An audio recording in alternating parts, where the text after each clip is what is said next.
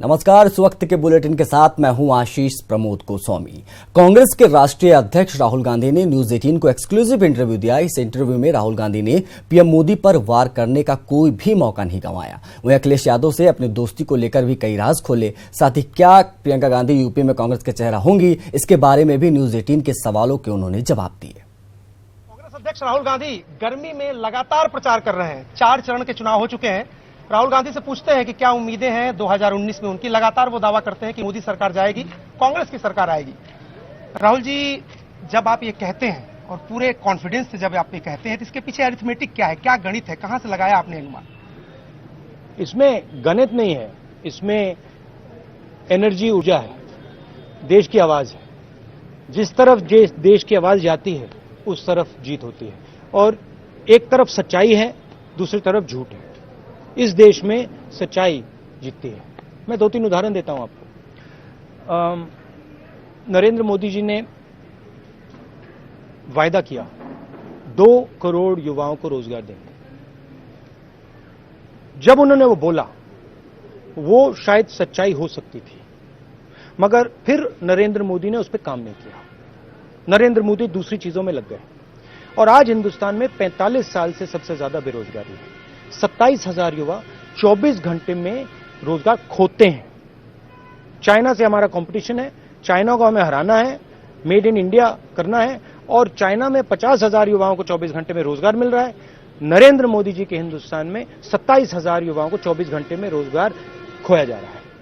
तो इसके बारे में प्रधानमंत्री कुछ नहीं कह रहे। जनता ने देखा, भैया हमारे को बात बोली थी, झूठ निकली। वही बात किसानों के बारे में कही जा सकती है, वही बात 15 लाख के बारे में कही जा सकती है, वही बात भ्रष्टाचार के बारे में कही जा सकती है। तो एक तरफ सच्चाई है, हमने कहा 15 लाख नहीं देंगे, नहीं दे सकते, झूठ है। 3,60,000 5 साल का दे सकते हैं, सच्चाई है, कर देंगे। 22 लाख युवाओं को रोजगार, सरकारी नौकरियां दी जा सकती हैं, कर देंगे। मगर हम आपको 25 लाख नहीं बोलेंगे, 22 लाख हैं, हमने कैलकुलेशन किया। तो चुनाव सच्चाई झूठ के बीच में है और सच्चाई की जीत होने वाली है। वो आप मोदी जी के चेहरे पे भी देख सकते हैं। जो 2014 में कॉन्फिडेंस थी वो टूट गई है, वो अब नहीं रही। और नरेंद्र मोदी झिझक के बोलते हैं, टेलीप्रॉम्प्टर पढ़ के। आप उनकी स्पीच देखिए, टेलीप्रॉम्प्टर है, 2 आईने, एक साइड एक इस साइड, और वो पढ़ के डर के बोलते हैं। ये काम हिंदुस्तान की जनता ने किया, ये काम कांग्रेस पार्टी ने किया। एक राष्ट्रीय स्तर पे, नेशनल लेवल पे एक अलायंस, महागठबंधन जो बन सकता था, जैसे पश्चिम बंगाल में, उत्तर प्रदेश में आप नहीं है उस गठबंधन के साथ।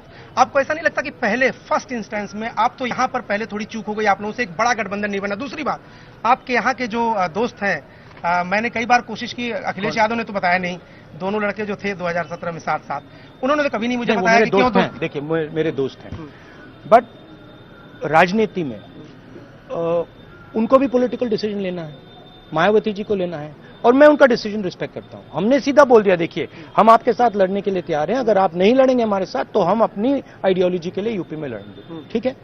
और यहां पे सेक्युलर कॉम्बिनेशन ही जीतेगा। मुलायम सिंह यादव जी, मायावती जी सेक्युलर फोर्स को प्रोजेक्ट करेंगी, ठीक है? अब चलते हैं कोलिशन की।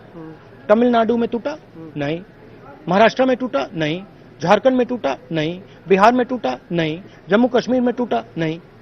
तो अब आप बिल्कुल चौंक गए, सरप्राइज हो गए। दोस्ती वाली बात, वो मैंने आपको हेडलाइन देने के लिए बोला। उन्होंने लेकिन एक बात और कही। मैं एक छोटा सवाल पूछता हूं। जब आपने उस दिन कहा था, बाराबंकी में रैली में हम लोग थे आपके पास, आपने कहा ये दोनों डरते हैं, मायावती और अखिलेश दोनों डरते हैं, क्योंकि इनका एक इतिहास है, मेरा कोई नहीं, मैं किसी से नहीं डरता। इस पर अखिलेश यादव ने जवाब क्या दिया, मैं बता रहा हूं।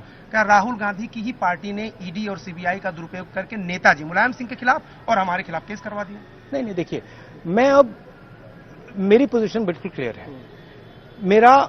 मैं मायावती जी की और अखिलेश जी की रिस्पेक्ट करता हूं, और फ्रैंकली अखिलेश जी के साथ मेरी काफी कॉर्डियल रिलेशनशिप है, और वो राजनीति से अलग है, मगर वो है, ठीक है?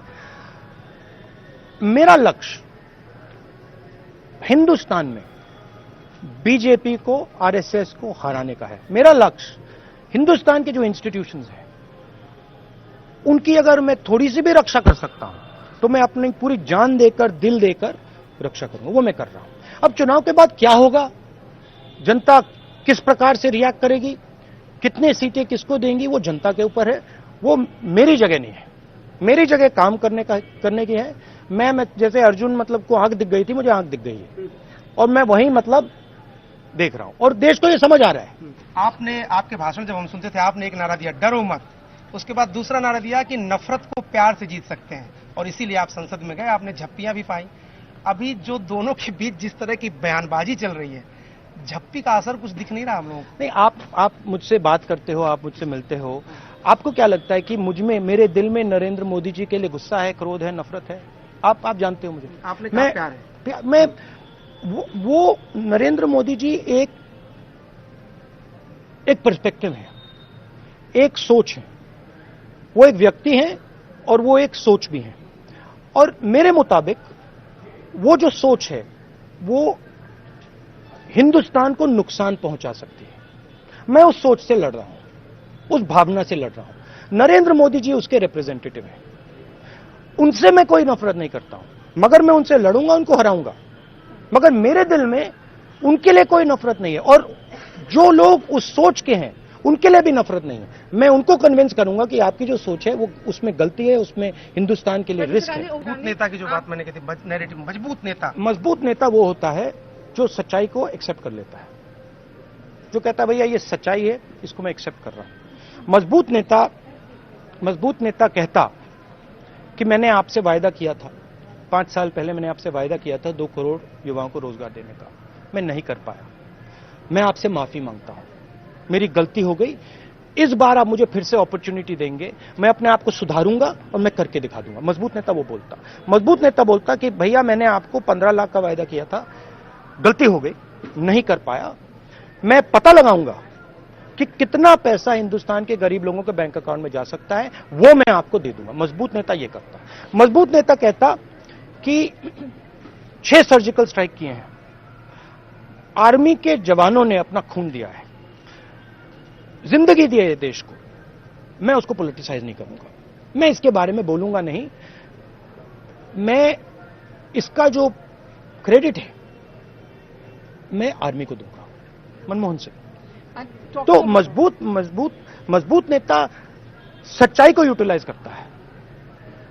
झूठ बोलने में मजबूती नहीं होती, कायरता होती है। 2022 में मैं पूछ रहा हूं कि आपने प्रियंका गांधी को यहां पर उतार दिया, क्या प्रियंका गांधी मुख्यमंत्री पद का चेहरा होंगी? क्या उन्हीं को अब सामने रख के उत्तर प्रदेश प्रियंका गांधी और ज्योतिरादित्य सिंधिया को मैंने क्लियरली मिशन दिया है।